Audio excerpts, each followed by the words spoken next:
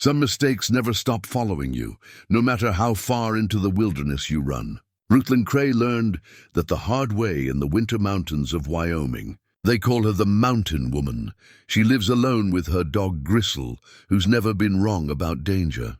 On cold morning in Bell Hollow, Gristle lunges at a pregnant stranger named Talitha Vorn.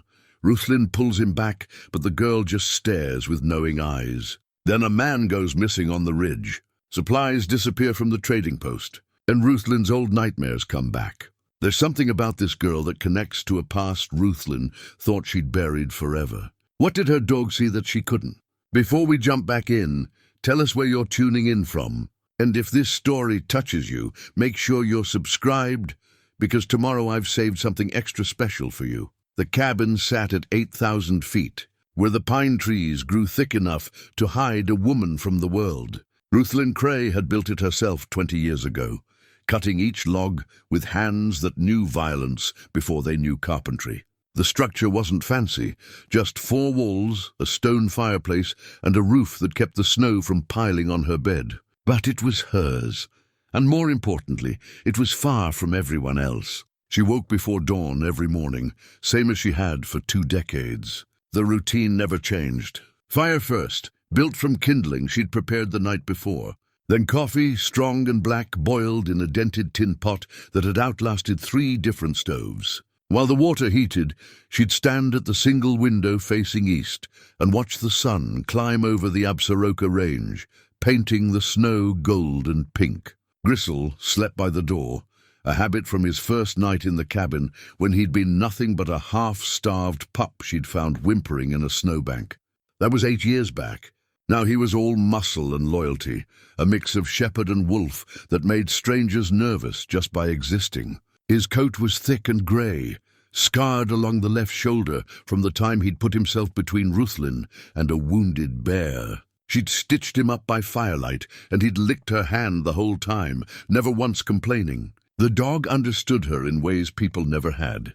He knew when she needed silence, and when she needed the sound of his breathing to chase away the nightmares. He knew which trails to take down the mountain and which ones to avoid. And he knew, better than Ruthlin herself sometimes, when danger was close. Her days followed patterns worn smooth by repetition. After coffee came the morning chores. Check the traps she'd set for rabbits and grouse. Split wood for the fire. Haul water from the creek when it wasn't frozen solid.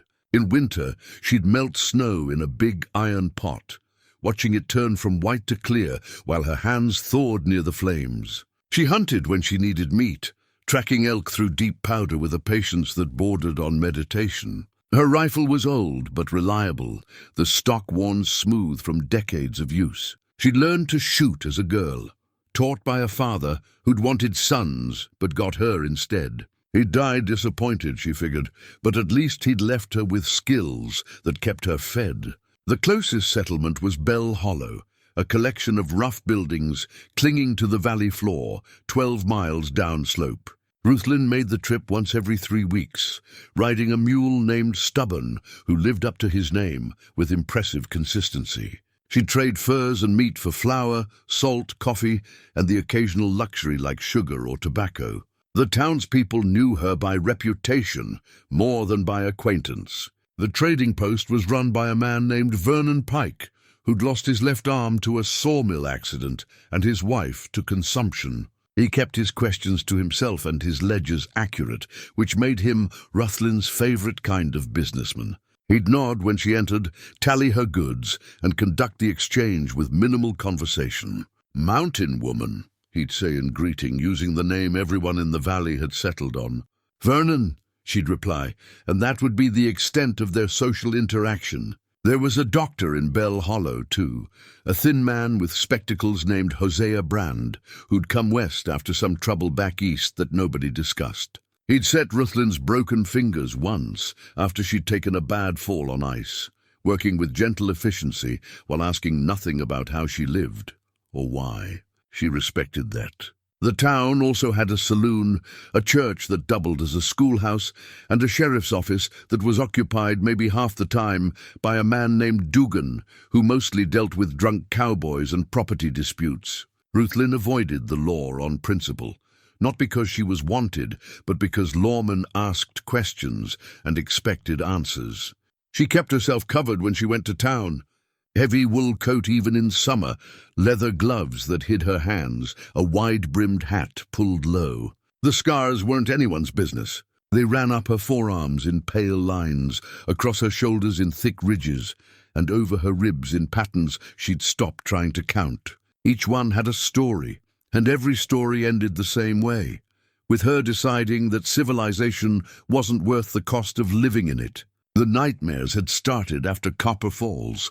That's what she called it in her head. Those years when she'd worn a deputy marshal's badge and convinced herself that keeping order meant looking the other way when order turned ugly. She'd been young then, hungry for respect, and stupid enough to think authority made you righteous. She kept a journal hidden beneath a loose floorboard under her bed, leather-bound and water-stained, filled with entries she could no longer bring herself to read. The last entry was dated March 17th, 1873, written in handwriting that looked like hers, but belonged to someone she'd tried to stop being.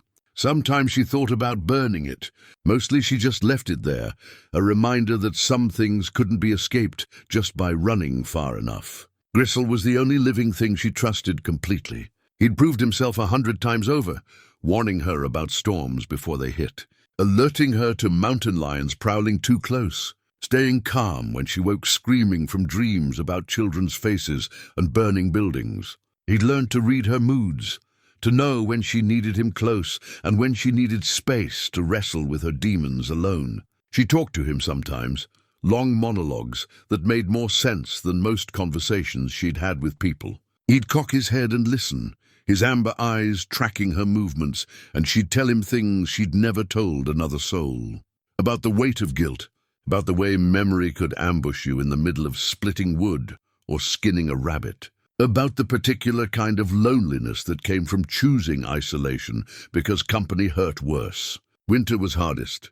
The snow piled 5 feet deep, and she'd go weeks without seeing another human face. The silence became absolute, broken only by the wind in the pines and the crack of ice on the creek.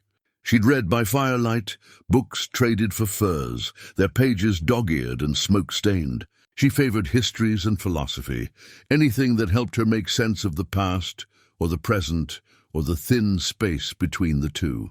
She'd learned to be comfortable with her own mind, mostly. The anger had faded over the years, replaced by something closer to resignation. She'd done things she couldn't undo. She'd failed to do things that might have mattered. And she'd lived with those facts for so long that they'd become part of her landscape, like the mountains themselves, permanent, immovable, just there. But she'd also learned small graces, how to find peace in the smell of pine sap, how to appreciate the architecture of a spiderweb beaded with morning dew, how to sit with pain without letting it consume her. These weren't lessons she'd sought out, but they'd come anyway, gifts from the years of solitude. Her hands were scarred but skilled. She could build a fire in wind and rain. She could track a wounded animal across bare rock. She could predict weather by the feel of the air and navigate by stars when the trails disappeared under snow. These were honest skills, earned through necessity and practice, and they made her feel competent in ways that wearing a badge never had. The cabin was her sanctuary. She'd chinked every gap between the logs herself, mixed the mortar for the fireplace, carved the wooden pegs that held the rafters together. When the wind howled outside and the temperature dropped below zero, she'd sit wrapped in furs by the fire and feel something close to contentment. Not happiness exactly, but the absence of active suffering, which after everything seemed like enough. She kept her rifle clean and her knife sharp. She stored food for winter and medicine for illness. She'd survived 2 decades alone through preparation and caution, learning from near misses and close calls. The mountain was beautiful, but unforgiving, and she respected it the way you respected anything powerful enough to kill you. Gristle had made life better in ways she hadn't expected. He was companionship without judgment, loyalty without questions. He'd lie with his head on her knee while she read or press against her side during cold nights, sharing warmth. He'd greet her return from checking traps like she'd been gone for years. his whole body wagging with joy that felt genuine and uncomplicated. She'd saved his life, and he'd returned the favor more than once. That seemed like as good a basis for relationship as any she'd known. The people in Bell Hollow treated her with careful respect. They'd heard stories, most of them false, some of them close enough to true to make her uncomfortable. They said she'd killed men in duels. They said she'd been an outlaw. They said she'd lost her family to violence and went mad with grief. She never confirmed or denied anything. Mystery served her better than truth. Vernon Pike once told her that children in town dared each other to hike up toward her cabin, though none ever made it more than halfway. She was their local legend, the ghost in the high country, the woman who'd turned her back on the world. She didn't mind. Legends kept people at a distance, which was exactly where she wanted them. But loneliness was a strange thing. It carved itself into your bones so gradually that you didn't notice until one day you realized you'd forgotten how to be around people. You'd forgotten the rhythms of conversation, the give and take of shared space. You'd become rough around the edges, awkward and silent, more comfortable with trees than talk. Ruthlin had made her peace with that. She'd chosen this life deliberately, and she lived it without complaint. The past was locked away. The future didn't matter. There was only the present, the fire, the dog, the mountains, the endless patient work of survival. That's how things stood the morning she loaded supplies onto Stubborn and headed down to Bell Hollow for what she thought would be just another routine trip to the trading post. She had no way of knowing that everything was about to change, that the past she'd buried was about to dig itself up, that a pregnant stranger would look at her with eyes full of accusation and knowledge, and that Gristle, who'd never been wrong about danger, was about to prove himself right in ways that would force Ruthlin to face every choice she'd ever made. The morning was bitter cold, the kind that made your lungs ache and turned breath to ice on your beard if you had one. Ruthlin had wrapped herself in layers, wool shirt, leather vest, heavy coat lined with rabbit fur. Gristle trotted beside Stubborn as they descended the mountain trail, his breath steaming in the frozen air. Bell Hollow looked like it always did. A handful of buildings huddled against the valley floor, smoke rising from chimneys in straight columns that meant the wind was calm. Ruthlin tied Stubborn to the post outside Vernon's trading post and shouldered her pack of furs. Gristle followed at her heel, disciplined and alert. The bell above the door jangled when she pushed inside. Vernon looked up from his ledger, nodded his greeting, and went back to his figuring. 2 other people were in the store. A ranch hand Ruthlin recognized by sight but not by name, and a young woman she'd never seen before.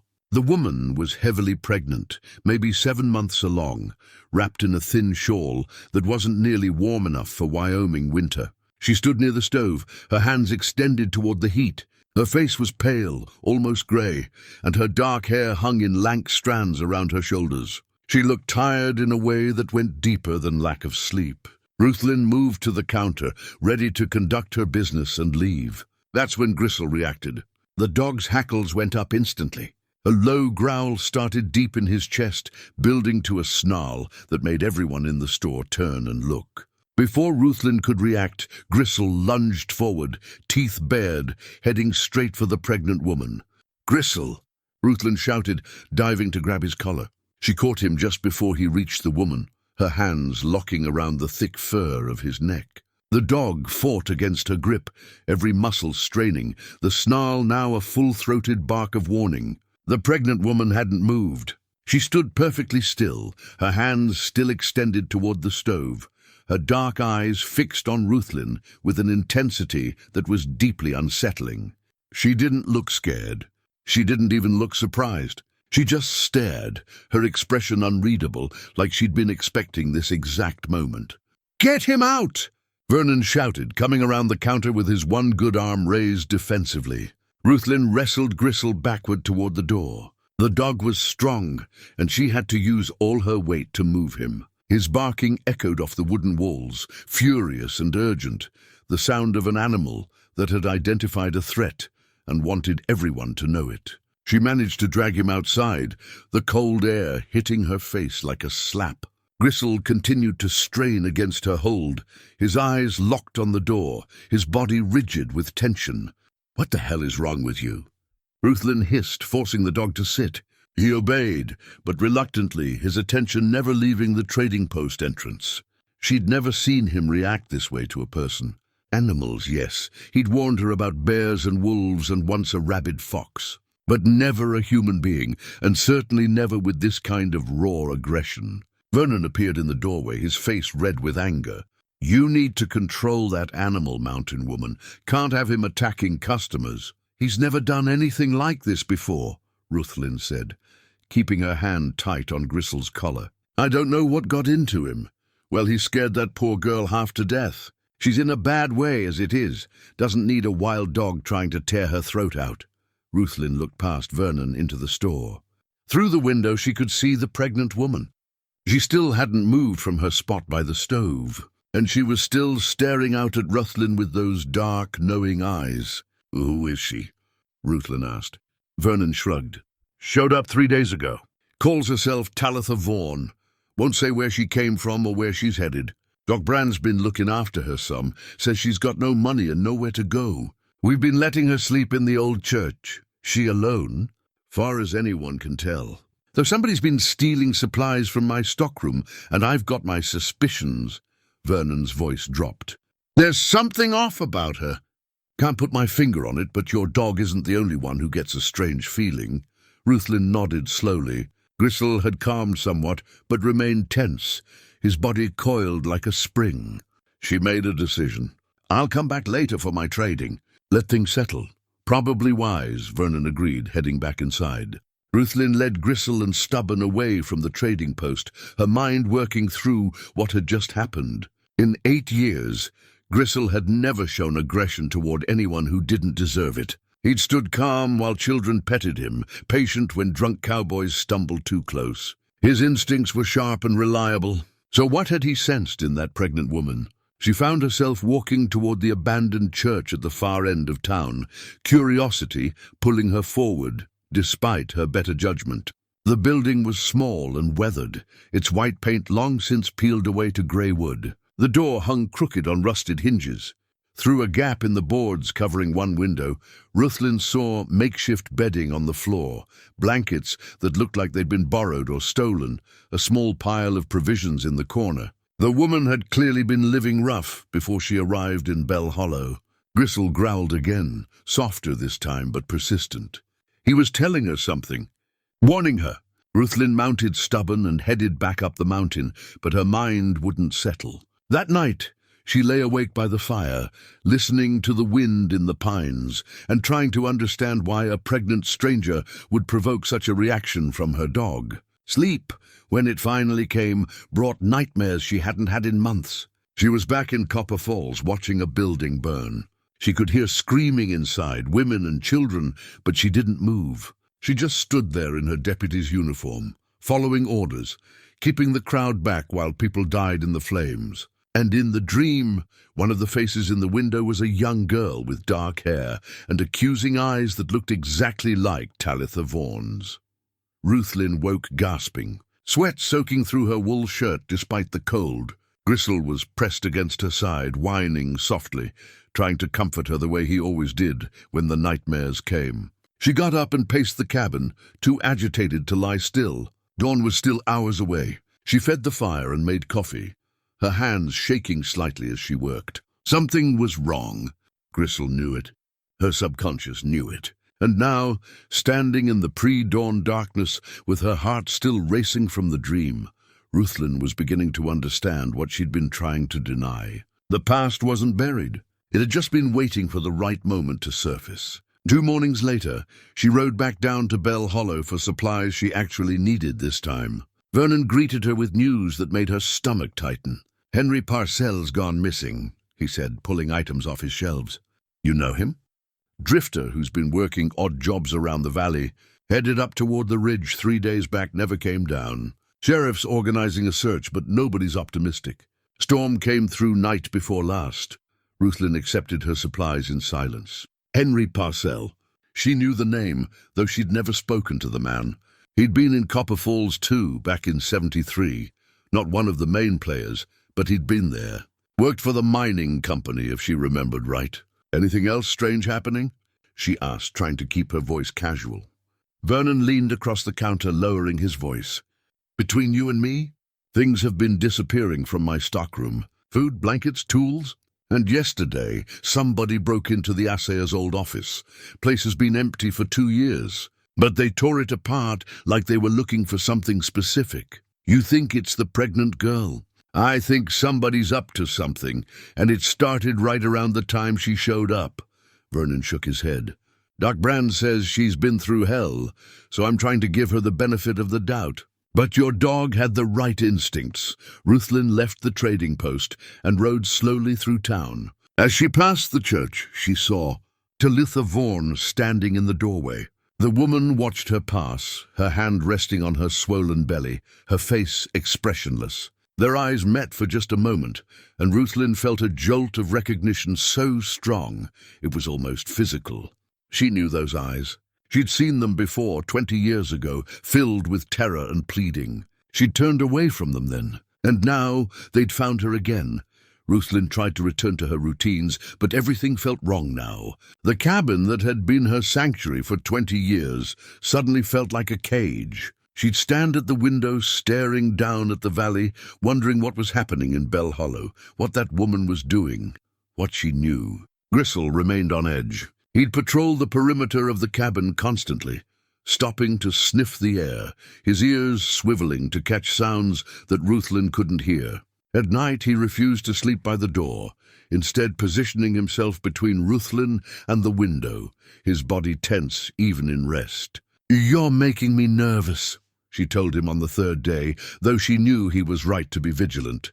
Something had shifted in the mountain. The air felt different, charged with a tension that reminded her of the moments before a lightning strike. She found herself checking her rifle more often than necessary, making sure the ammunition was dry and accessible. Old habits from her deputy days were resurfacing, sleeping light, waking at odd sounds, keeping her back to walls. Her body remembered how to be ready for violence, even though her mind had spent 2 decades trying to forget. On the 4th morning, she made the decision to ride back down to Bell Hollow. She told herself it was just for supplies, that she'd run through her coffee faster than expected, but she knew the truth.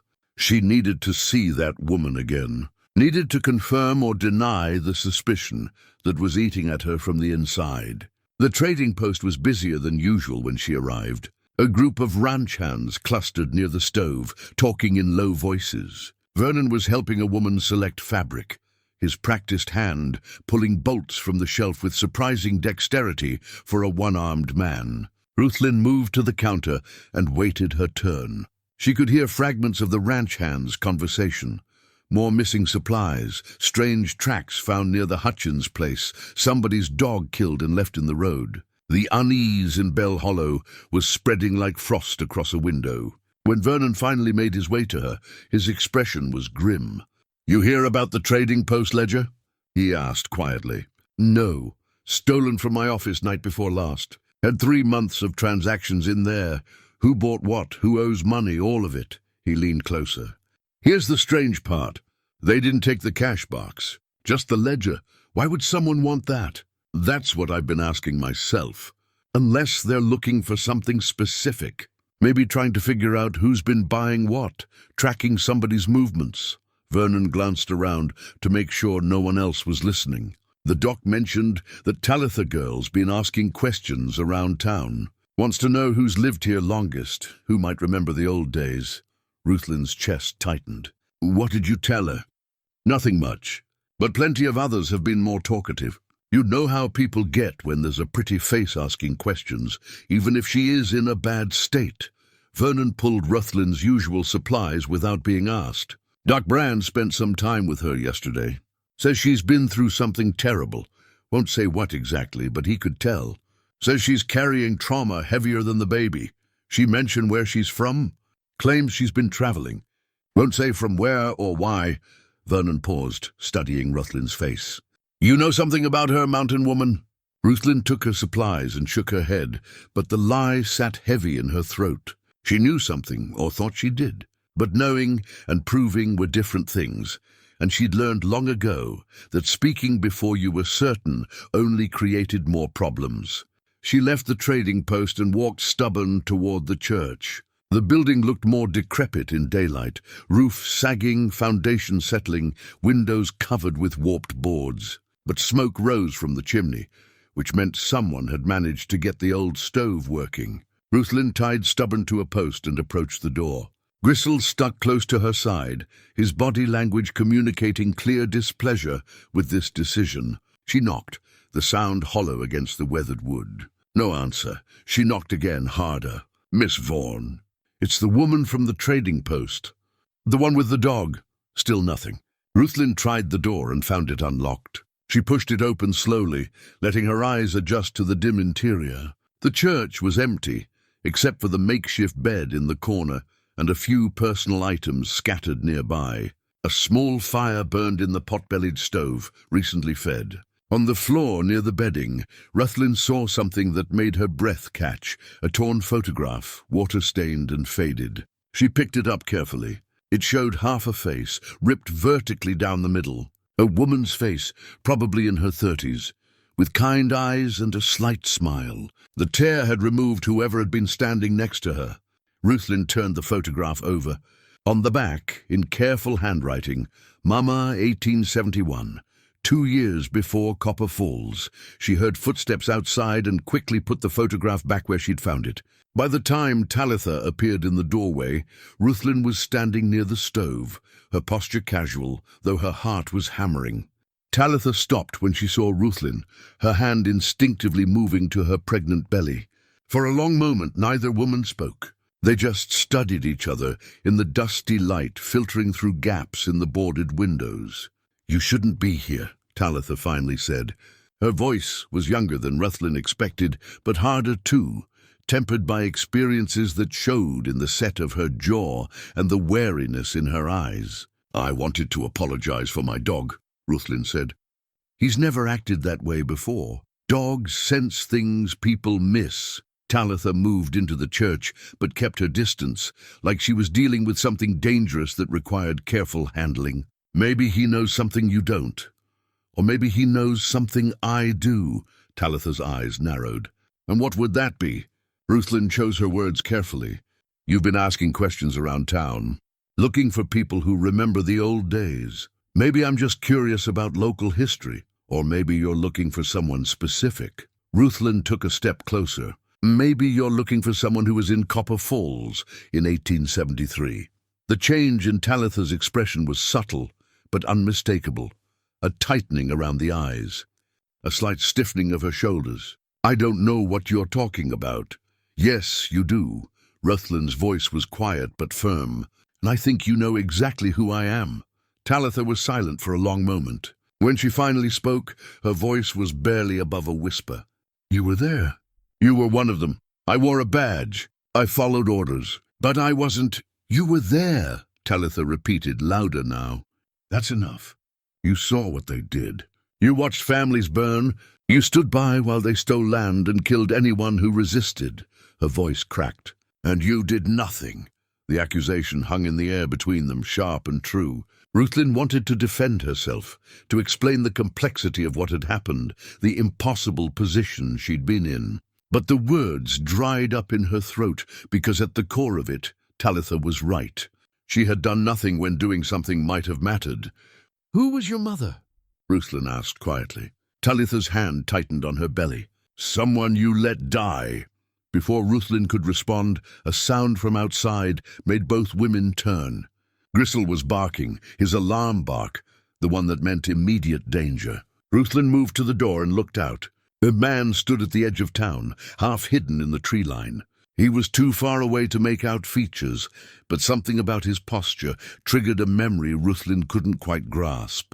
He stood there for maybe 10 seconds, then melted back into the pines like smoke. When Ruthlin turned back, Talitha had moved to the window, her face pressed against a gap in the boards, staring in the direction the man had gone. "You know him," Ruthlin said. It wasn't a question. Talitha didn't answer, but Ruthlin saw her hand trembling where it rested against the wall. Whatever was happening in Bell Hollow, it was bigger than a pregnant stranger asking questions. There were pieces Ruthlin couldn't see yet, connections she hadn't made, but her instincts, honed by years of survival and sharpened by 2 decades of solitude, were screaming that danger was circling closer, and that she was already too deep to walk away. Ruthlin didn't sleep that night. She sat by the fire with her rifle across her lap, watching the shadows dance on the cabin walls while Gristle paced between the door and window. Every crack of a branch outside, every gust of wind made her tense. She kept thinking about Talitha's face when she'd seen the man in the trees. Fear, yes, but something else too, recognition, and beneath that something that looked almost like shame. Morning came grey and cold. Ruthlin was feeding the fire when Gristle went rigid, his attention fixed on the door. A moment later, she heard it too. Footsteps crunching through snow, moving slowly, deliberately approaching the cabin. She grabbed her rifle and positioned herself beside the window where she could see without being seen. A figure emerged from the pines, hands raised to show they were empty. Talitha. The pregnant woman looked exhausted, her thin shawl dusted with snow, her face pale as bone. She stopped about 20 feet from the cabin and called out, her breath steaming in the frozen air. "I need to talk to you, please." Ruthlin considered ignoring her, sending her back down the mountain. But curiosity and something else, maybe guilt, maybe the need to finally face what she'd been running from, made her open the door. "Come in, slowly."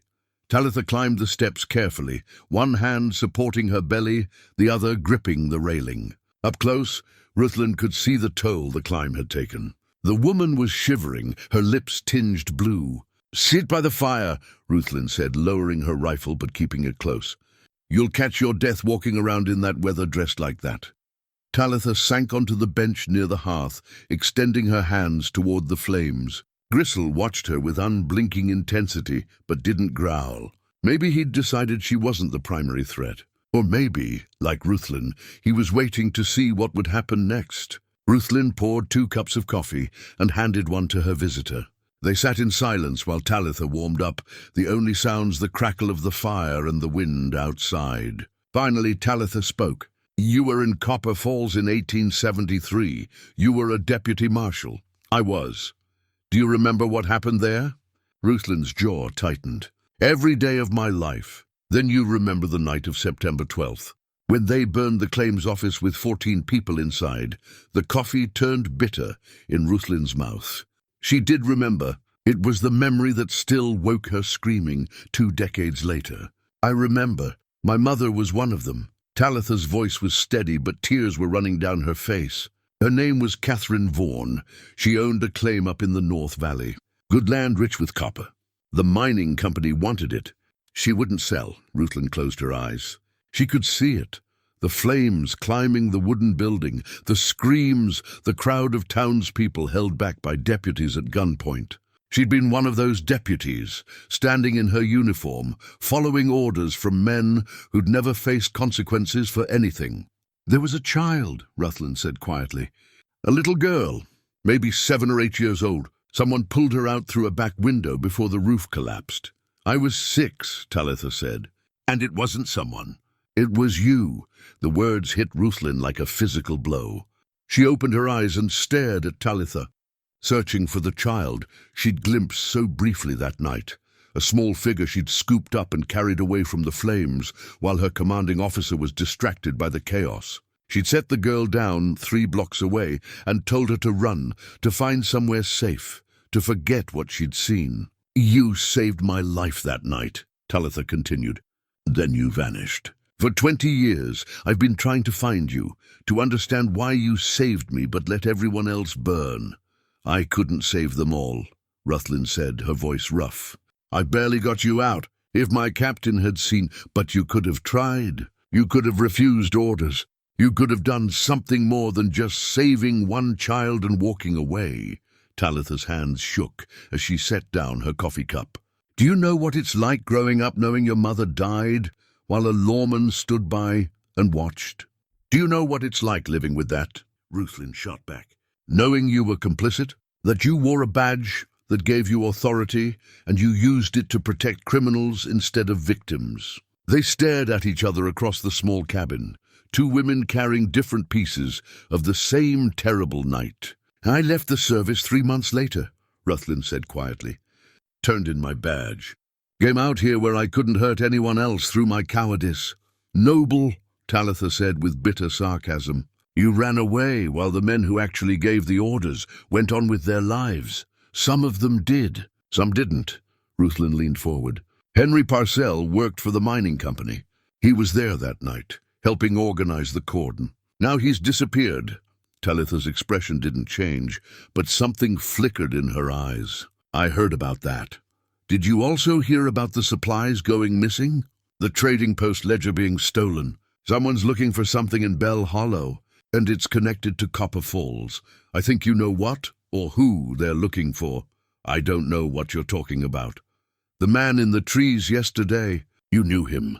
Talitha stood abruptly, or as abruptly as a heavily pregnant woman could manage. "I need to go." "Wait."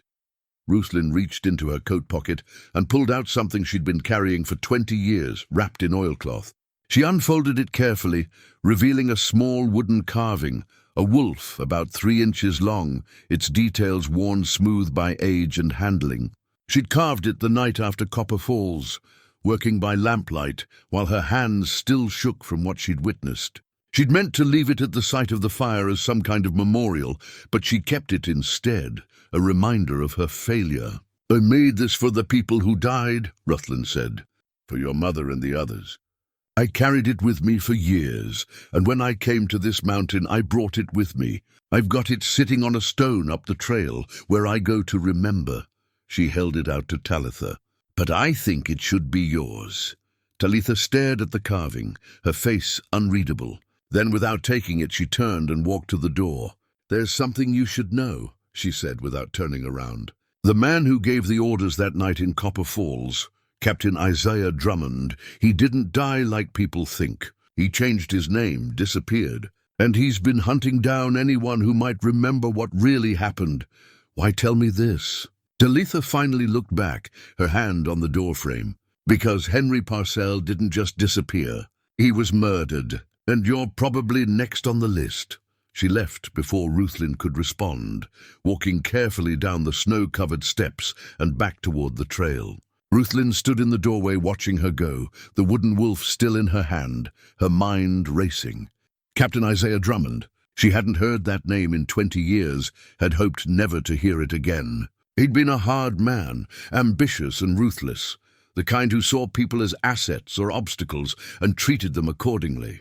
If he was alive and eliminating witnesses, that explained everything. The missing ledger, the questions Talitha had been asking, the man watching from the trees. But it raised a more immediate question. If Drummond was hunting survivors and witnesses from Copper Falls, and Talitha had been asking questions about the past, why hadn't he already killed her? Unless she wasn't asking questions to expose him.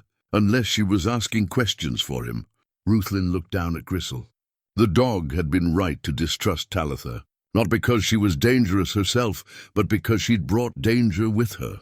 The past hadn't just found Ruthlin, it had set a trap, and she'd walked right into it.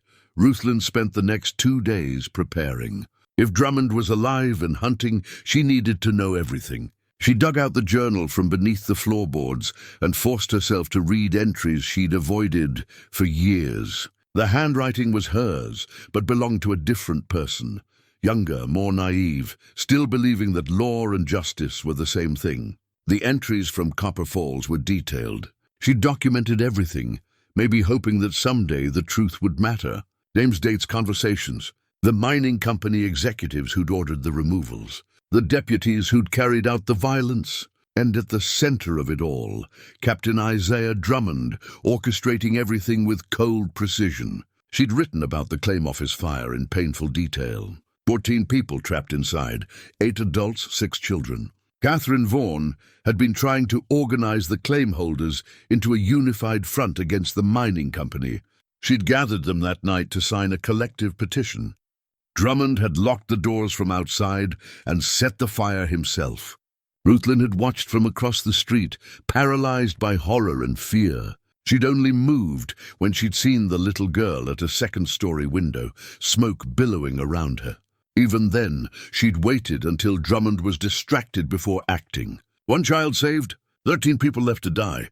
The entries after that night tracked her deterioration, increasing doubts about her role, arguments with superiors, finally her decision to resign and disappear.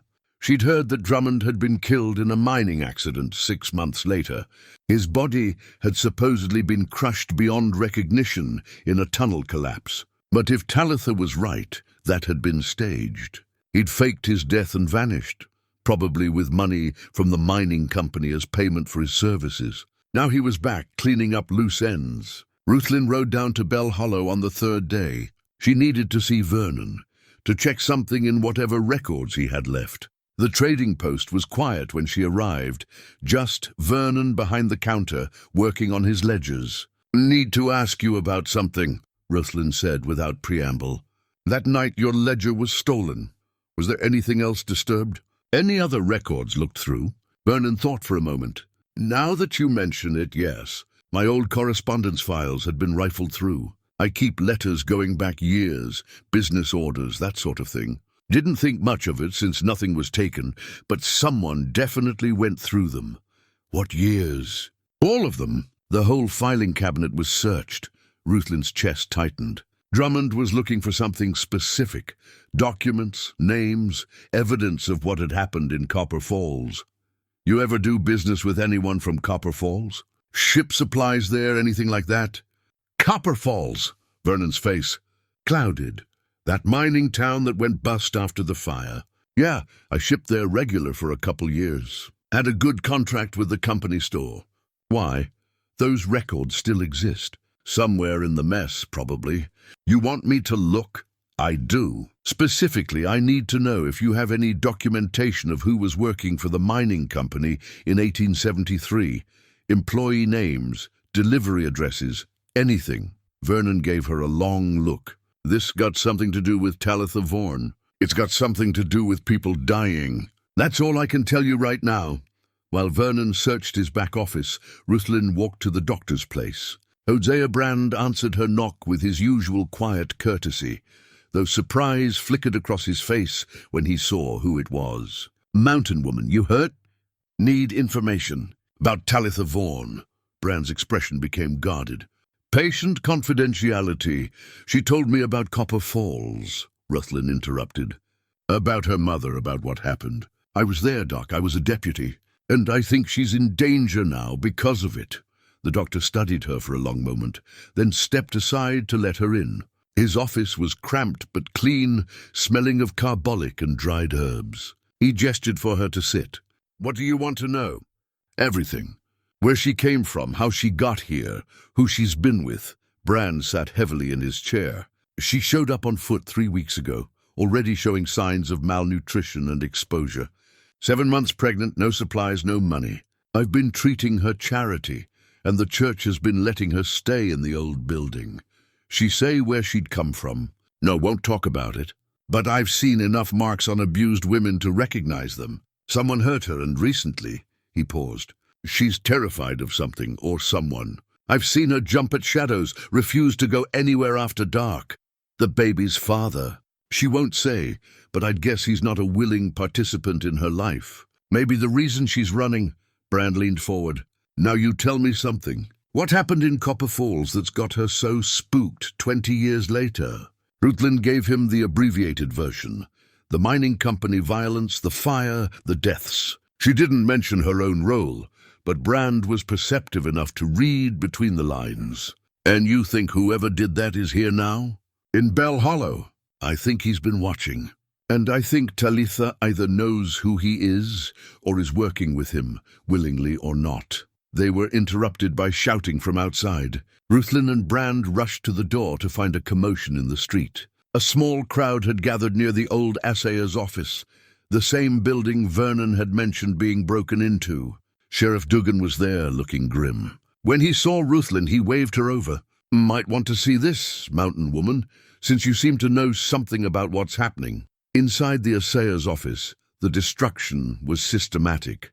Every drawer had been emptied, every file scattered, every floorboard pried up. Someone had literally torn the place apart. But that wasn't what made Ruthlin's blood run cold. On the wall, written in what looked like charcoal, were 3 words: "Remember Copper Falls." And beneath that, a list of names. 6 of them. Ruthlin recognized all of them. They were the deputies and mining company officials who'd been present the night of the fire. Her name wasn't on the list. She'd been too junior, too insignificant to remember. But one name had been crossed out: Henry Parcell. "What is this?" Duggan demanded. "What's Copper Falls?" Before Ruthlin could answer, Vernon came running across the street, waving a piece of paper. "Found something," he called. "Old bill of lading from Copper Falls, dated August 1873. Has all the mining company employees listed." He handed it to Ruthlin. Her eyes scanned the names, and there, 3 from the top: Isaiah Drummond, site manager. And at the bottom, in the section for contracted laborers, another name that made her stomach drop: Elijah Vorn.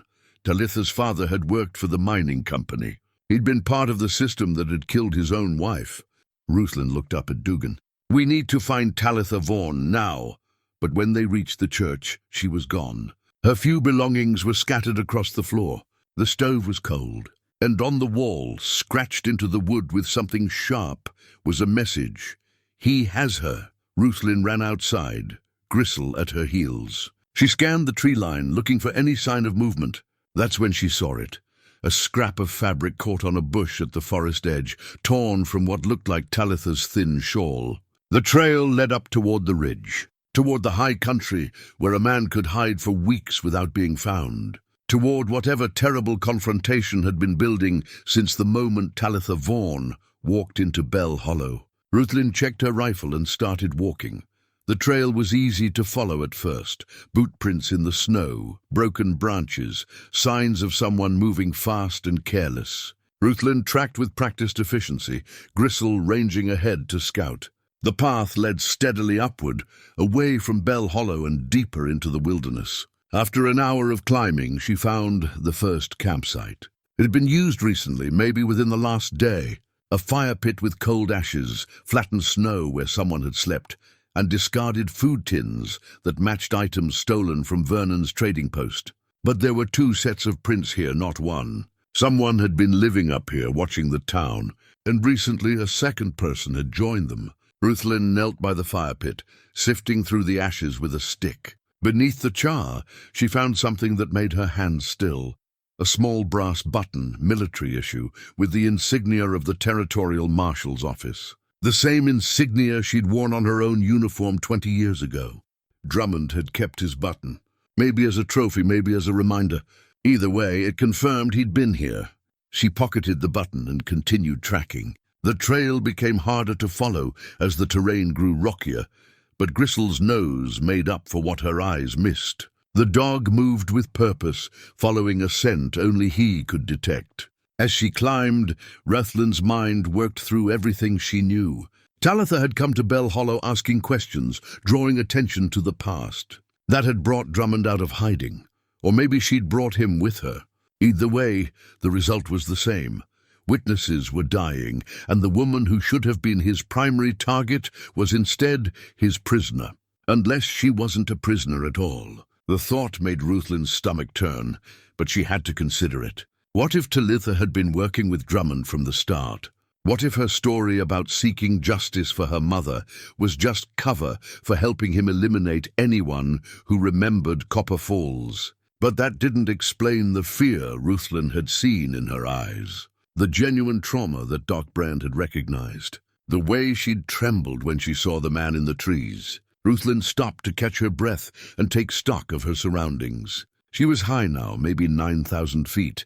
In country that was familiar but treacherous. The snow was deeper here, untouched except for the trail she was following. Pine trees grew thick, their branches heavy with white powder. Gristle suddenly went rigid, his attention fixed on something ahead. Ruthlin moved carefully forward and saw it. A second campsite, this one more permanent. A lean-to built against a rock face. Supplies stacked under a tarp, and signs of extended occupation. She approached cautiously, rifle ready. The camp was empty, but someone had been here recently. The ashes in the fire pit was still warm. Inside the lean-to, she found evidence that chilled her, a notebook filled with names, dates, and locations. It was a hunter's log, tracking the people on Drummond's list. Henry Parcell's name had a line through it with a date, the same day he'd disappeared. 2 other names had been crossed out with dates from weeks earlier, people Ruthlin hadn't known were dead. The remaining names on the list each had notes, current locations, daily routines, weaknesses. Drummond had been patient, methodical, planning each elimination carefully. Rutlin's hands shook as she turned the pages. Then she found something that made her blood freeze. A detailed sketch of her own cabin, with notes about sight lines, approach routes, and the best time to strike. He'd been planning to come for her, probably soon. But there was more. Tucked into the back of the notebook was a folded document, old, water-stained but still legible. A mining claim deed, dated 1872, in the name of Catherine Vorn. The land description matched the richest copper deposit in the entire Copper Falls area. And clipped to it was a newer document, dated just 3 months ago. A transfer of deed signed by Talitha Vorn, conveying the claim to Isaiah Drummond in exchange for... The page was torn. The terms of the exchange were missing. Ruthlin sat back on her heels, pieces clicking into place. Talitha hadn't just been asking questions.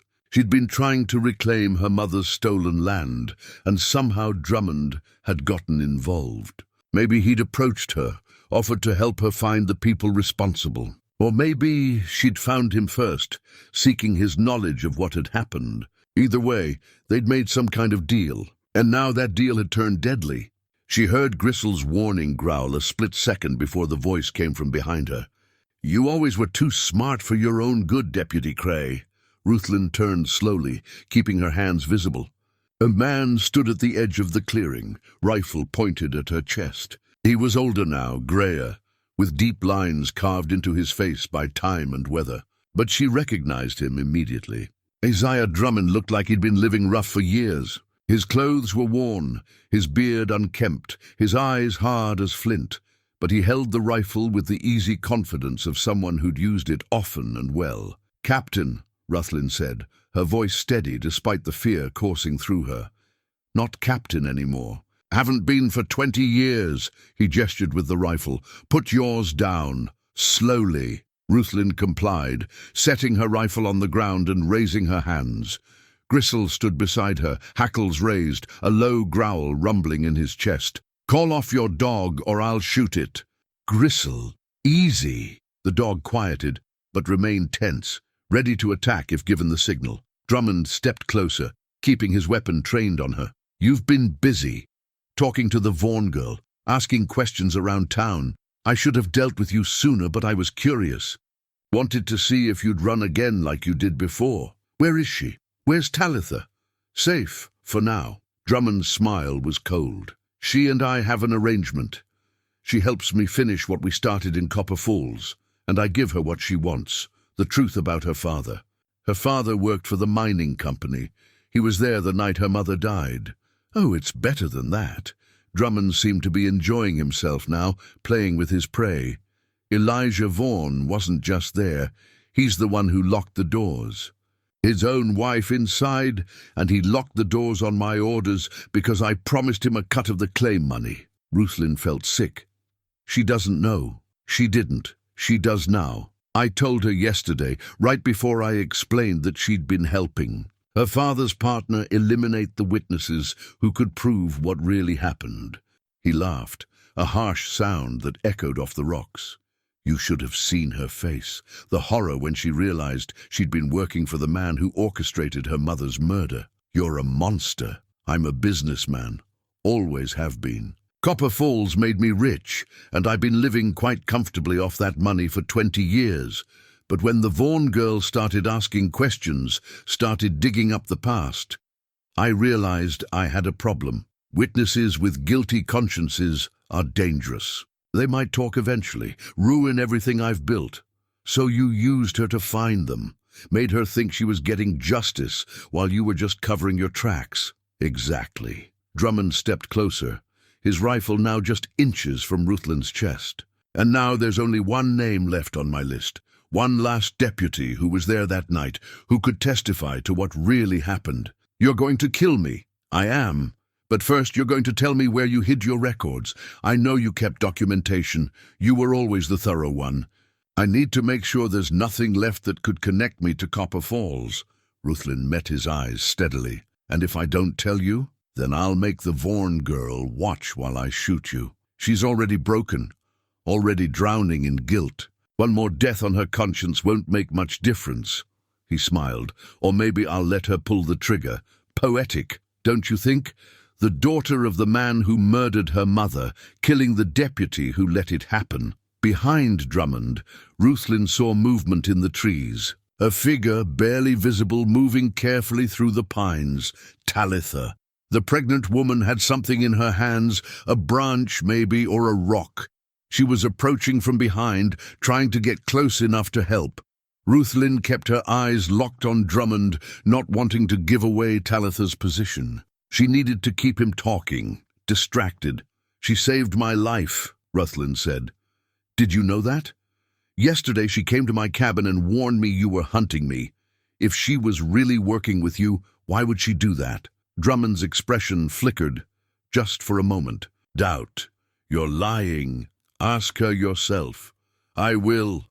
Right after...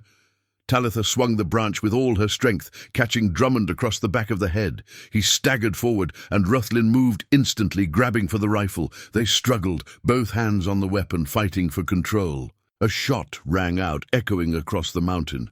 The bullet went wild, hitting a tree trunk 10 feet away. Ruthlin drove her knee into Drummond's stomach, and he gasped, his grip loosening. She wrenched the rifle away and stepped back, now pointing it at him. Drummond dropped to his knees, blood running from the gash on his head where Talitha had hit him. He looked up at Ruthlin with rage and disbelief. You can't kill me, he said. You're not a killer. You proved that in Copper Falls when you stood by and watched instead of acting. Ruthlin's finger tightened on the trigger. Every instinct screamed at her to shoot, to end this man who'd caused so much suffering. But he was right. She wasn't a killer. She was something else entirely. Talitha, she said without taking her eyes off Drummond. Go get the sheriff. Bring him up here. He'll escape, Talitha said, her voice shaking. You can't trust... He's not going anywhere. Ruthlin gestured with the rifle. On your stomach, Captain. Hands behind your head. For a moment, she thought he might refuse, might force her to shoot.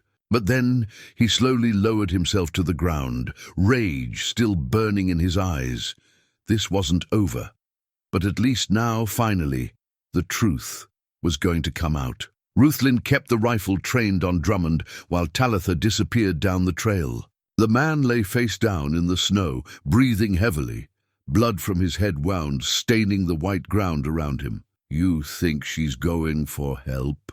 He said after several minutes of silence. That girl's got nowhere to go, no one to trust. She'll run, just like you did. She's stronger than you think. Is she? Drummond turned his head slightly, enough to look at Ruthlin with one eye. Did she tell you about the baby's father?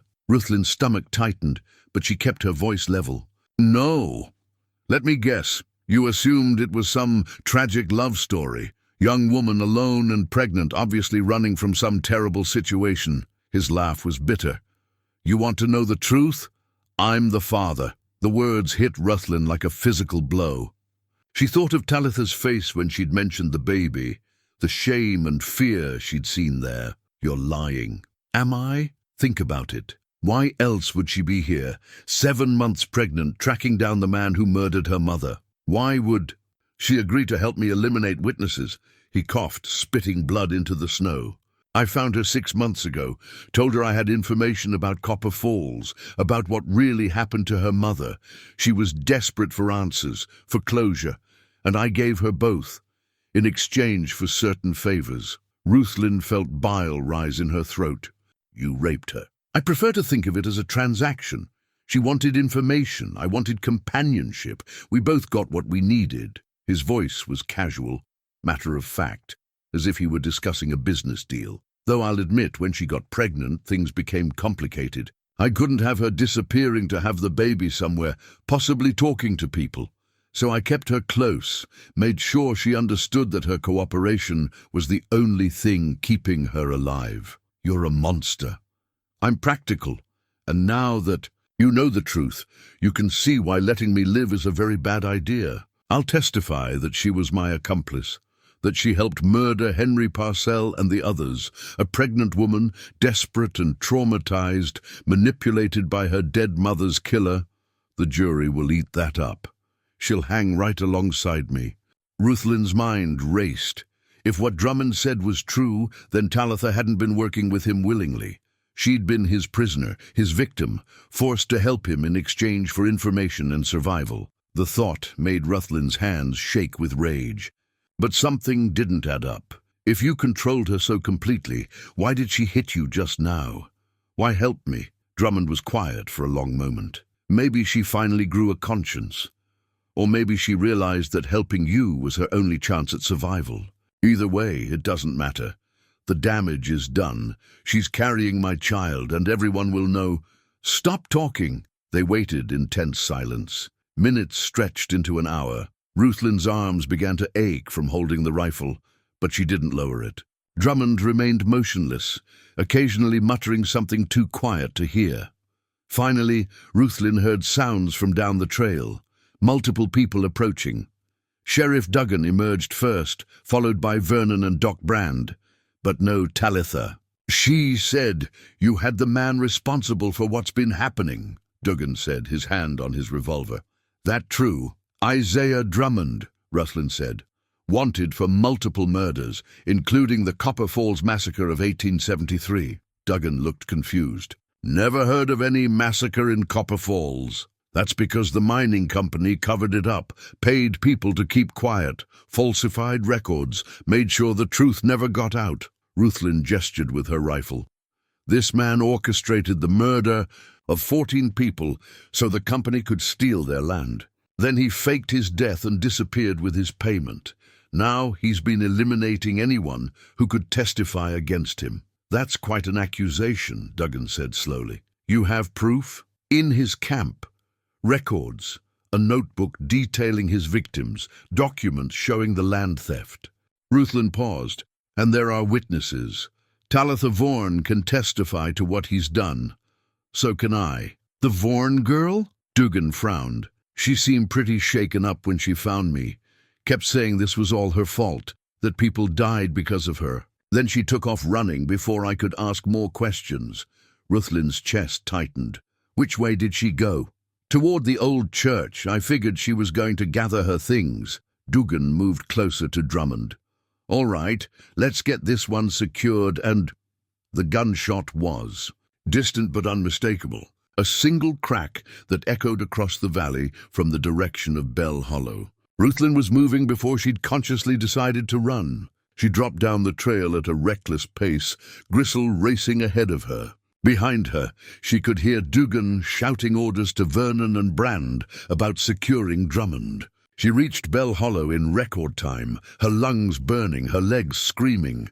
A small crowd had gathered outside the church. She pushed through them and stopped in the doorway, her heart sinking. Talitha lay on the floor, blood spreading from a wound in her shoulder. Doc Brand was already kneeling beside her, tearing fabric to make a bandage. The woman was conscious, but pale, her breath coming in short gasps. "What happened?" Ruthlin demanded. "She was trying to shoot herself," someone said, a woman Ruthlin recognized from the trading post. Had a pistol pressed to her head. "I came in to check on her and tried to grab it. It went off, hit her shoulder instead." Brand worked quickly, his hands steady despite the blood. "She'll live. Missed anything vital. But she needs to stay still, and I need to get her to my office." Ruthlin knelt beside Talitha, careful not to get in the doctor's way. The younger woman's eyes were open, tears streaming down her face. "I'm sorry," Talitha whispered. "I'm so sorry for everything. For bringing him here. For putting everyone in danger. For being too weak to—" "Hush," Ruthlin said firmly. "You're not weak. You survived. That's all that matters." "The baby," Talitha gasped. "Is the baby—" "I can feel movement," Brand said. "I think the baby's fine. But we need to move carefully. They got Talitha to Brand's office, where he set to work properly, cleaning and stitching the wound. Ruthlin stayed close, holding Talitha's hand while the woman whimpered in pain. When the immediate crisis had passed and Talitha was resting, Ruthlin stepped outside with Brand. The doctor lit a cigarette with shaking hands. "She tried to kill herself," he said quietly. "The guilt was eating her alive. It wasn't her fault. Drummond manipulated her, used her. She was his victim, maybe, but she'll carry the weight of those deaths anyway." Brand took a long drag. "What happens now?" "Now we make sure the truth comes out. All of it." Ruthlin looked back toward the doctor's office. "And we make sure she survives to see justice done." Inside, Talitha was staring at the ceiling, one hand resting on her swollen belly. Ruthlin went back in and sat beside the bed. "There's something I need to tell you," Ruthlin said quietly. "Something I've been carrying for 20 years. She reached into her coat and pulled out a folded piece of paper, yellowed with age. She'd kept it hidden all these years, wrapped in the same oilcloth as the carved wolf. "The night of the fire in Copper Falls, after I carried you out, I went back. The building was mostly collapsed by then, but I managed to get close enough to find this." She unfolded the paper carefully. It was a letter, the edges burned, some words obscured by smoke damage. But the signature at the bottom was clear: Catherine Vorn.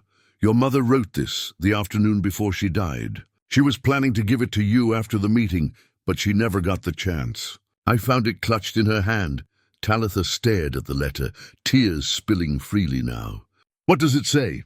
Ruthlin's voice was gentle as she read, "My dearest Talitha, if you are reading this, then something has happened to me. Know that everything I did was to secure your future. The land is yours by right, bought with your father's honest labor before he was taken from us. Do not let anyone steal it from you.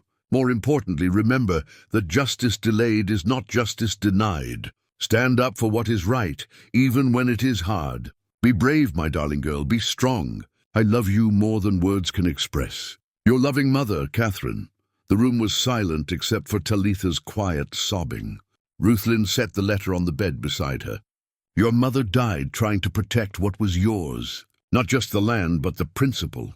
She believed in standing up to injustice." Ruthlin paused. "And despite everything Drummond did to you, despite the horror and the pain, you did the same thing. You hit him. You saved me. You chose to be brave." Talitha looked up, her face twisted with anguish. "But people died because Isaiah Drummond is a murderer. You were his tool, his victim. But you're also the person who stopped him. Remember that." Talitha reached for the letter with her good hand, holding it like it was the most precious thing in the world. "I wish I could have known her. You carry her with you, in your courage, in your determination to find the truth, in the way you chose to fight back when it mattered most."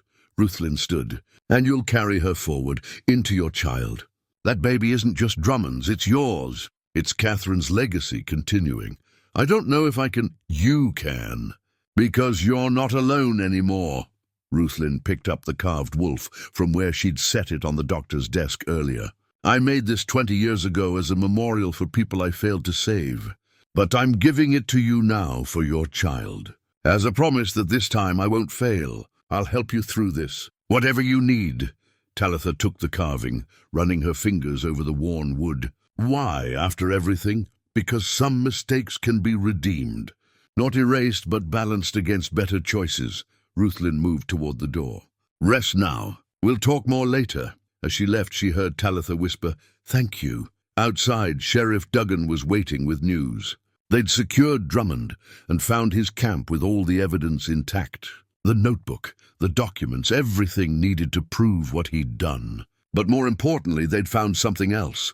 A saddlebag hidden in the lean-to, filled with money and another set of documents, proof that the mining company had paid Drummond to eliminate the Copper Falls claim holders, and that he'd kept evidence as insurance against the company ever turning on him. It was enough to destroy the mining company and everyone involved. It was enough for justice, finally, after 20 years. Ruthlin walked back up to her cabin as the sun set, painting the snow orange and gold. Gristle walked beside her, finally calm now that the immediate danger had passed. Tomorrow would bring more questions, more complications. But tonight, for the first time in 2 decades, Ruthlin felt something she'd almost forgotten, hope that the past could be acknowledged. That truth could matter, that redemption was possible even for those who'd failed the first time around. She fed the fire and sat by the window, watching the stars emerge in the darkening sky. The mountain was still beautiful. The silence was still deep. But she was no longer alone with her ghosts. 3 days passed before Ruthlin returned to town.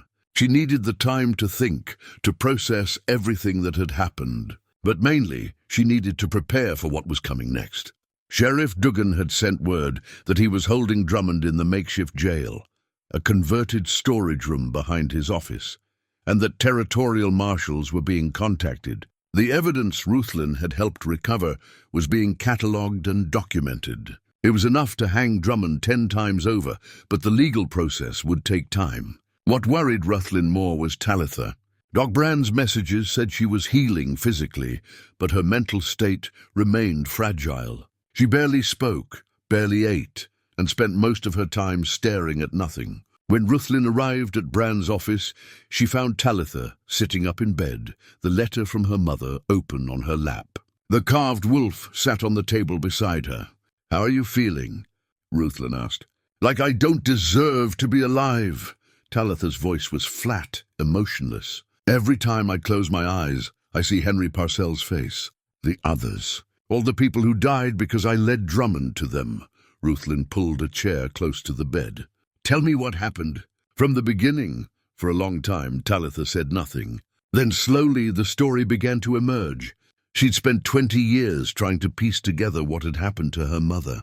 The official story was that Catherine Vorn had died in an accidental fire, that the claim office had caught fire due to a faulty stove. But Talitha had always known that was a lie. She remembered too much: the smell of kerosene, the sound of the doors being barred from outside, her mother's screams. 6 months ago she'd finally tracked down a name: Isaiah Drummond, the captain who'd overseen the territorial marshals in Copper Falls.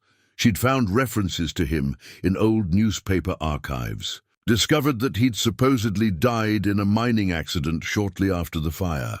But something about the timing felt wrong. She dug deeper and found inconsistencies. No body had been recovered from the collapsed mine.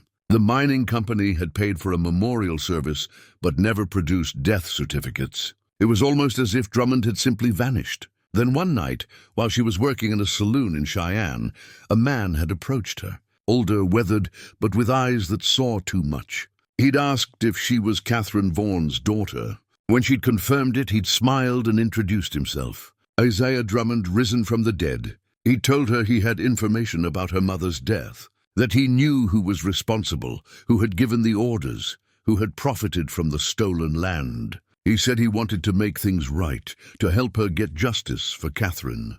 She'd been desperate, grieving, angry. She'd believed him. The arrangement had seemed simple at first. He would help her find the people responsible if she would help him gather evidence.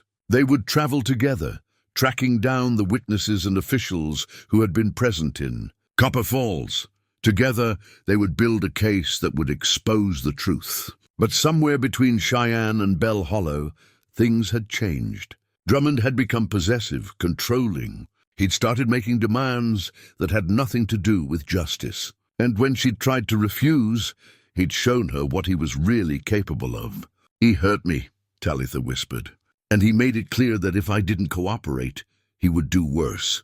He said I was carrying his insurance policy, that a pregnant woman couldn't run far or fast, that I needed him to survive. She'd been trapped, pregnant with her rapist's child, dependent on him for shelter and food, terrified of what he might do if she tried to escape. So she'd done what he asked. She'd asked questions in towns, found records, helped him track down the people on his list. I didn't know he was killing them," Talitha said, tears streaming down her face. "I swear I didn't know. He told me he was just gathering information, making sure they couldn't deny what had happened.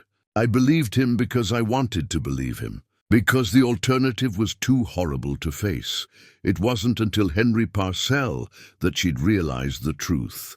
She'd found Drummond standing over the body, blood on his hands, satisfaction on his face. When she'd confronted him, he'd laughed and explained what he'd really been doing, eliminating witnesses, covering his tracks, making sure no one could ever prove he'd been responsible for Copper Falls.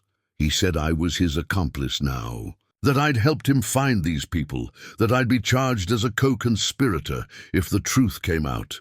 Talitha's voice broke. He said the only way I'd stay alive was if I kept helping him finish the list.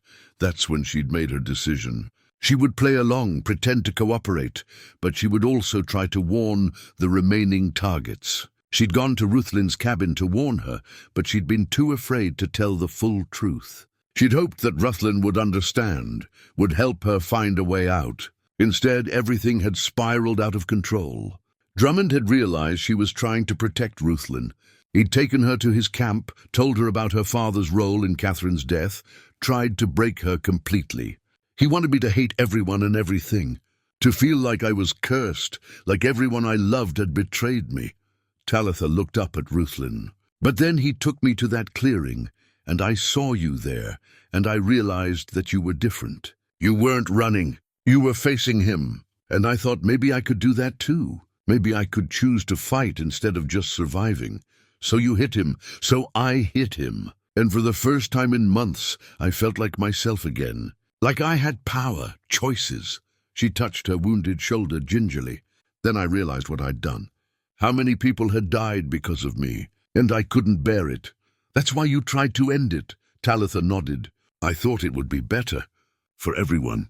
The baby would die with me, and Drummond's bloodline would end. The guilt would stop. Everything would just stop. Ruthlin reached out and took Talitha's hand. I understand that feeling. After Copper Falls, I thought about it too. Every day for the first year I was on this mountain. But I'm glad I didn't. Because today, 20 years later, I was able to stop Drummond. I was able to save you. And you were able to save me. Those things wouldn't have happened if we'd given up. But the people who died were killed by Isaiah Drummond. Not by you. He manipulated you, lied to you, hurt you. You're a victim, not a criminal. Ruthlin squeezed her hand. And now you have a choice.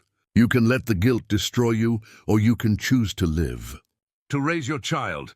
To make sure your mother's story is told. To be the person Catherine wanted you to be, brave and strong. Doc Brand entered the room carrying a tray of food. She needs to eat. The baby needs nourishment, even if she doesn't. Ruthlin helped Talitha sit up more fully, and Brand set the tray on her lap. While Talitha picked at the food, Ruthlin filled them in on what was happening in town. The territorial marshals would arrive within a week. In the meantime, evidence was being collected and statements were being taken. Several people from Copper Falls had been located, survivors who'd seen what happened who could testify. The mining company was already sending lawyers, trying to distance themselves from Drummond's actions. What about me? Talitha asked quietly. Will I be charged? Duggan doesn't think so. You were clearly a victim, forced to cooperate under duress. And your actions at the end, hitting Drummond, warning me, show that you weren't a willing participant. Ruthlin paused. But you'll probably have to testify. Tell the whole story, including the parts that are hard to talk about. Talitha set down her fork, her appetite gone. I don't know if I can. You can. Because you're stronger than you think. You've survived things that would have broken most people. And you'll survive this too.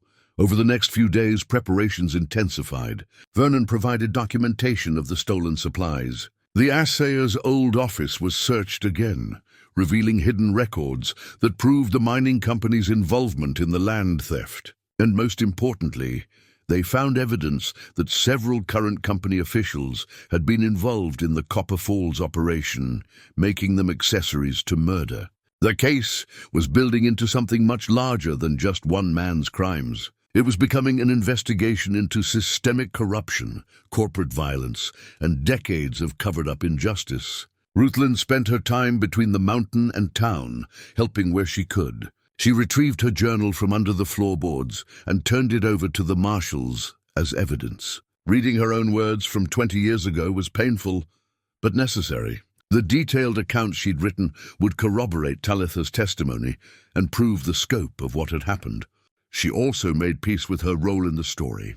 She'd failed to act when it mattered most, but she'd spent 20 years punishing herself. Now it was time to balance that failure with action. She would testify. She would make sure the truth came out, and she would help Talitha rebuild her life. On the 6th day, the territorial marshals arrived. 3 hard-faced men who'd seen everything and were impressed by nothing. They took possession of Drummond, conducted interviews, and reviewed the evidence with professional thoroughness. The lead marshal, a man named Garrett, pulled Ruthlin aside after interviewing Talitha. "That's one of the worst things I've heard in 30 years of law work," he said quietly. "What he did to that girl, using her grief like that. And she's just a child herself, barely 20. She's old enough to have survived hell," Ruthlin said. "That makes her stronger than most adults I know," Garrett nodded. "We'll do right by her, make sure the charges reflect that she was a victim, and we'll make sure Drummond hangs for what he did. What about the mining company? That's going to take longer. Corporate cases always do, but we've got enough evidence to start criminal proceedings against several executives. This could bring down the whole operation." He looked at Ruthlin. "You did good work here, Deputy Cray, even after all these years." "I'm not a deputy anymore." "No, but you remembered how to do the right thing. That's what matters." That evening, Ruthlin returned to her cabin for what she knew might be the last time in a while. The trial would take months, and she'd need to be available to testify. She couldn't hide on the mountain anymore. She stood at her window, watching the sunset paint the peaks gold and crimson. Gristle lay at her feet, finally relaxed after days of tension. Tomorrow, everything would change again, but this time she was ready. This time, she would face the past instead of running from it. And this time, she would make sure that justice, delayed but not denied, finally prevailed. The trial began on a cold morning in late March. Snow still covered the ground, but there were signs of spring in the air. Birds returning, ice melting on the creek. Longer days.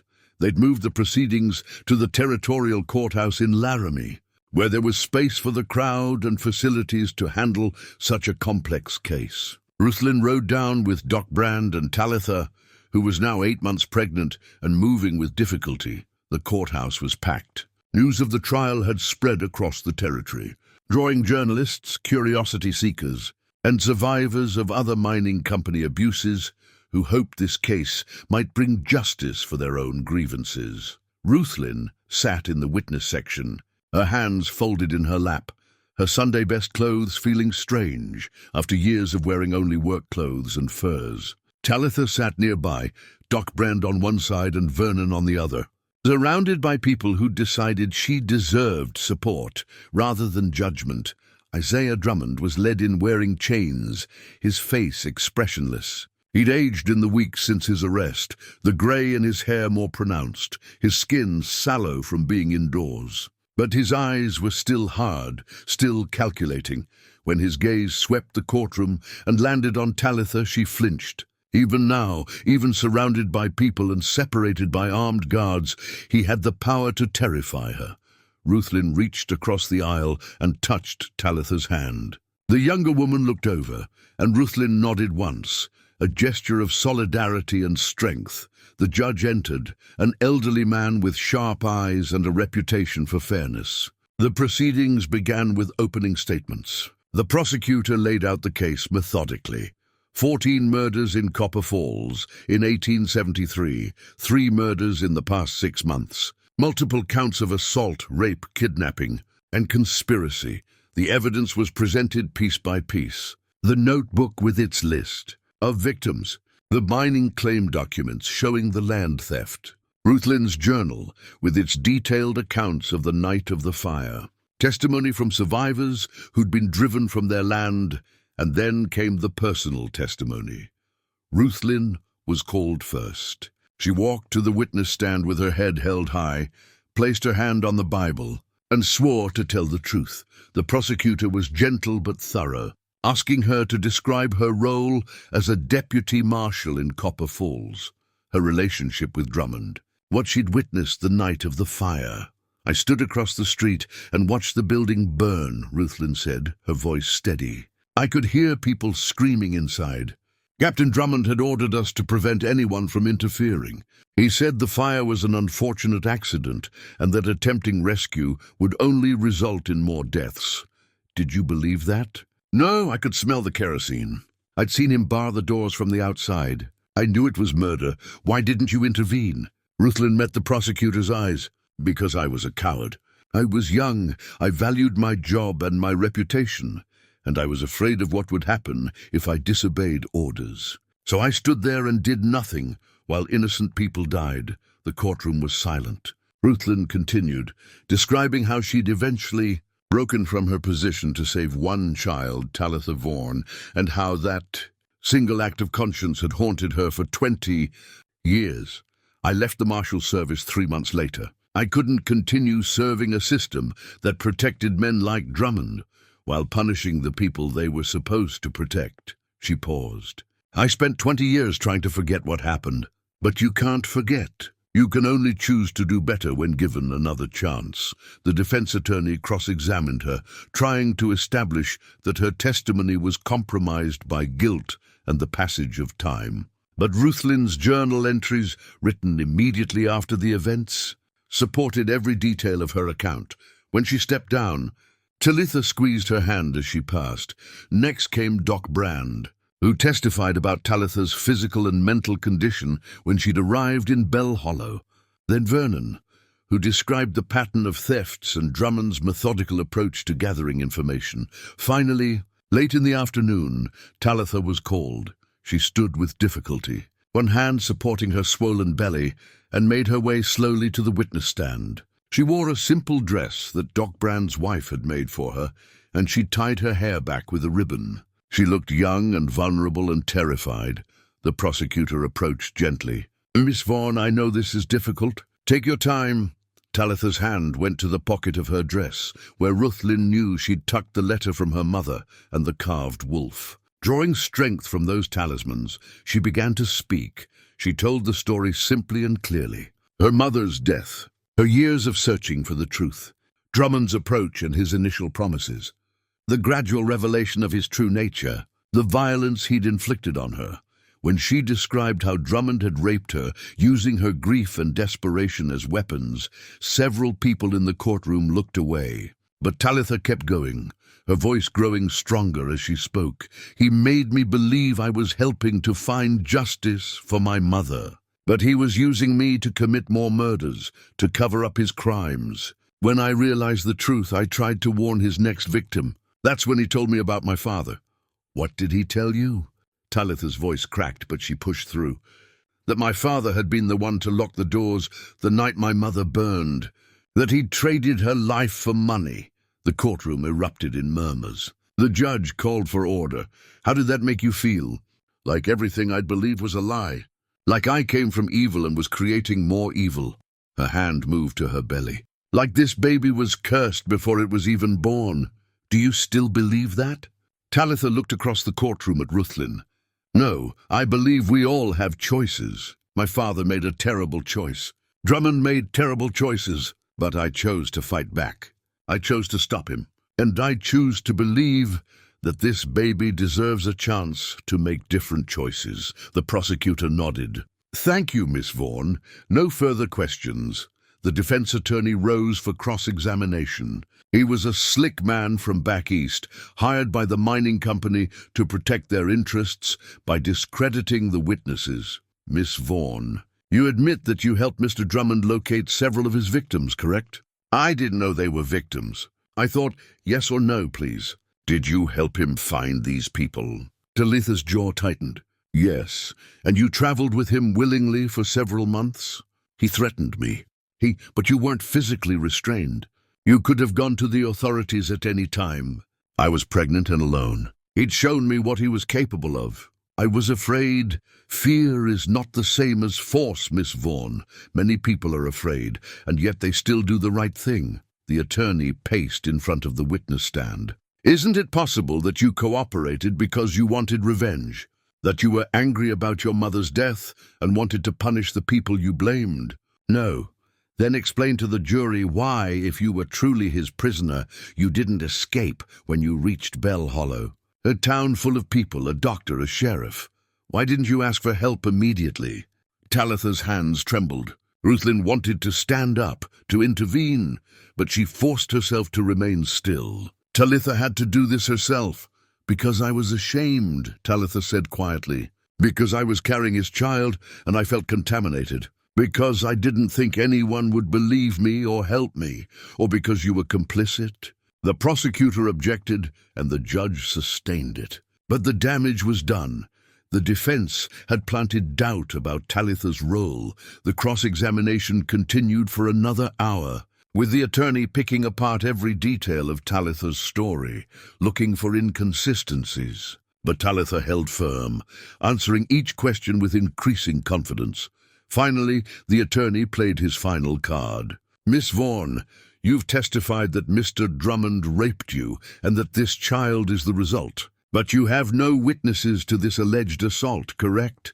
No one who can corroborate your story? Rape doesn't usually have witnesses. So we have only your word that this was assault rather than a consensual relationship that you later regretted. Talitha's eyes blazed. You think I would choose to be with the man who murdered my mother? You think I would willingly carry his child? I think people do complicated things for complicated reasons. I think a young woman, angry and grieving, might form an attachment to a man who promised her justice, even if that man was dangerous. You're wrong, am I? Or are you simply trying to absolve yourself of responsibility for helping him commit murder? The prosecutor objected again, more forcefully this time. The judge warned the defense attorney to stick to questions rather than accusations. But everyone in the courtroom had heard the implication. When Talitha finally stepped down, she was shaking. Doc Brand helped her back to her seat, and Ruthlin moved to sit beside her, providing silent support. The trial continued for 3 more days. More witnesses testified, people from Copper Falls who'd survived the land theft, experts who analyzed the evidence, handwriting specialists who confirmed Drummond's notebook entries. The defense tried to paint Drummond as a man who'd simply been doing his job, following orders from the mining company, caught up in circumstances beyond his control. They tried to shift blame to the company executives, to Talitha, to the chaos of frontier justice. But the evidence was overwhelming. The notebook alone was damning, a detailed record of premeditated murder. Combined with Ruthlin's journal, the mining claim documents, and the testimony of multiple witnesses, the case was airtight. On the 4th day, closing arguments were presented. The prosecutor spoke passionately about justice delayed but not denied, about holding powerful men accountable, about breaking cycles of violence and corruption. The defense argued that the evidence was circumstantial, that memories from 20 years ago couldn't be trusted, that Drummond had been scapegoated by a mining company trying to protect itself. The jury deliberated for 6 hours. When they returned, the foreman stood and read the verdict. Guilty on all counts, the courtroom erupted. Some people cheered, others wept. Drummond sat motionless, his expression finally showing emotion, rage and disbelief that his carefully constructed life had come crashing down. The judge sentenced him immediately. Death by hanging for the murders, life imprisonment for the other crimes. The sentences to be carried out within 30 days. As the guards led Drummond away, he turned and looked directly at Talitha. For a moment their eyes met. Then Talitha did something Ruthlin would remember for the rest of her life. She smiled, not with joy or cruelty, but with something deeper. The satisfaction of a survivor who'd faced her demon and won. The knowledge that she'd done what her mother had tried to do, stood up for what was right. Even when it was hard, Drummond's face contorted with fury, but then he was gone. Dragged through the door and out of their lives forever. Talitha turned to Ruthlin, tears streaming down her face. "It's over. It's over," Ruthlin agreed, pulling her into a careful embrace. "You did it. You were brave and strong, just like your mother wanted." Outside the courthouse, spring had truly arrived. The snow was melting, revealing green grass beneath. Birds sang in the trees. The world was renewing itself, as it did every year. and inside, two women who'd carried the weight of the past for too long, finally felt it begin to lift. Justice, Ruthlin thought, didn't erase what had happened, but it acknowledged it. It said that the victims mattered, that truth mattered, that even after 20 years, the choices people made still had consequences. It wasn't redemption. Exactly, but it was enough. 6 weeks later, Ruthlin stood on the porch of her cabin, watching the valley below turn green with early summer. The snow had retreated to the highest peaks, and wildflowers bloomed in the meadows. The world had moved on, as it always did. Drummond had been hanged 3 weeks ago. Ruthlin hadn't attended the execution. She'd said her goodbye to that chapter of her life in the courtroom, but she'd heard it had been quick and professional, attended by marshals and a few survivors who needed to see justice completed. The mining company had collapsed under the weight of the investigation. Several executives faced criminal charges. The stolen land claims were being returned to the families of the original owners or their descendants when the owners were deceased. Catherine Vorn's claim had been restored to Talitha. The land was still rich with copper, still valuable. Talitha could sell it for enough money to live comfortably for the rest of her life. But she hadn't decided what to do yet. First, she had more immediate concerns. Ruthlin heard the sound of a wagon on the trail below and smiled. Right on time. Doc Brown pulled up in front of the cabin, helping Talitha down from the seat. The young woman was now 9 months pregnant, ready to deliver any day. She'd chosen to spend her final weeks of pregnancy at Ruthlin's cabin, away from the stares and whispers in town. "How are you feeling?" Ruthlin asked, taking Talitha's arm and helping her up the steps. "Like I'm carrying a boulder." "Otherwise wonderful," Talitha smiled, and it was genuine this time, no longer shadowed by fear or guilt. They'd spent a lot of time together over the past weeks, talking through everything that had happened. Talitha had nightmares still, and moments of doubt, but she was healing. The trial had given her closure. The verdict had validated her suffering, and Ruthlin's steady presence had shown her that trust and safety were still possible. "I brought fresh supplies," Brand said, carrying a box up to the porch. "And a letter came for you, Mountain Woman, from the territorial governor." Ruthlin took the letter with surprise. She opened it while Brand and Talitha settled inside and read with growing amazement.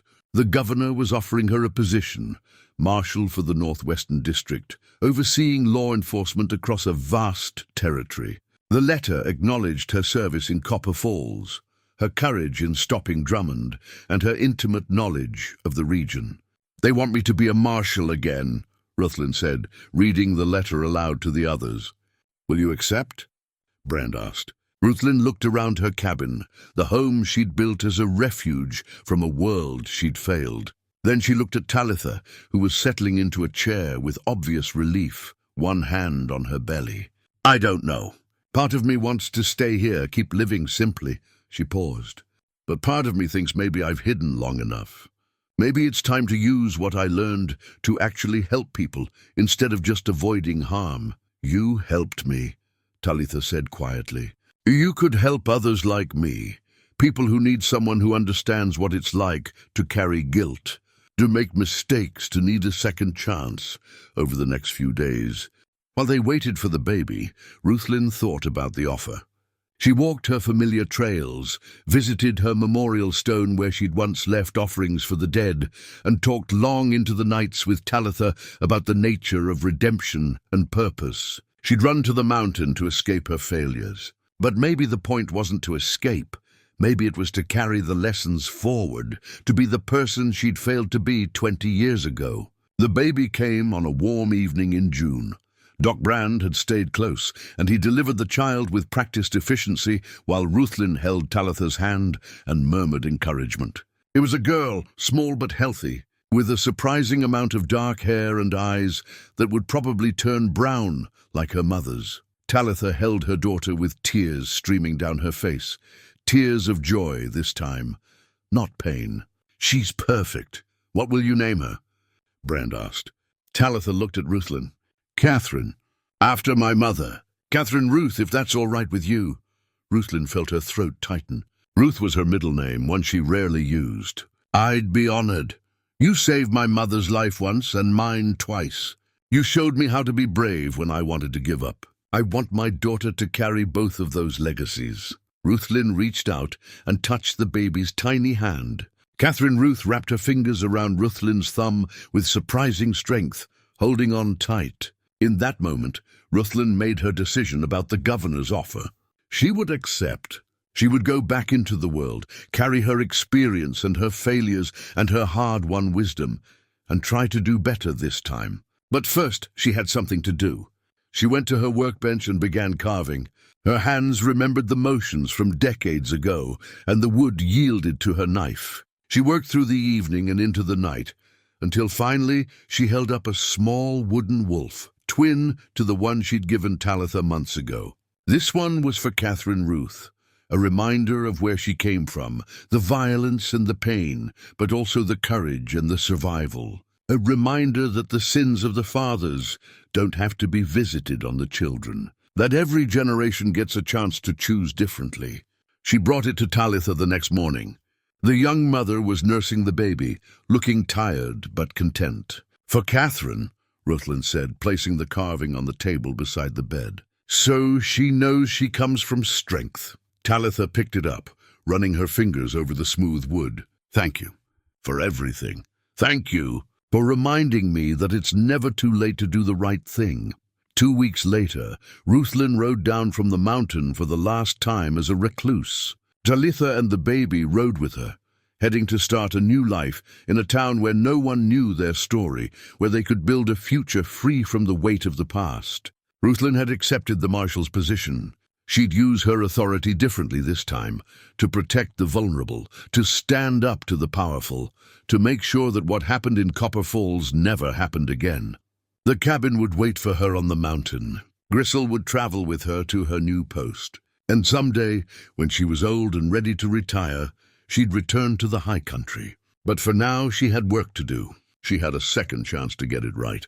As they rode through Bell Hollow, people waved and called out greetings. Vernon stood in the doorway of his trading post, nodding his approval. Doc Brand raised a hand from his office window. They weren't seeing the mountain woman anymore, the ghost who'd hidden from her failures. They were seeing Marshal Ruthlin Cray, returning to the world she'd abandoned, ready to face whatever came next. The mountain grew smaller behind them as they rode toward the valley. Ruthlin looked back once, imprinting the view in her memory. Then she turned forward and kept riding. Some mistakes followed you forever, but they didn't have to define you. They could teach you instead. And if you were very lucky and very brave, they could make you into someone better than you'd been before. Someone who understood the cost of silence, the weight of complicity, and the redemptive power of finally choosing to act. Talitha rode beside her, humming softly to the baby sleeping in her arms. The sun was warm, the road was long, and the future was unwritten. For the first time in 20 years, that felt like enough. More than enough. It felt like hope.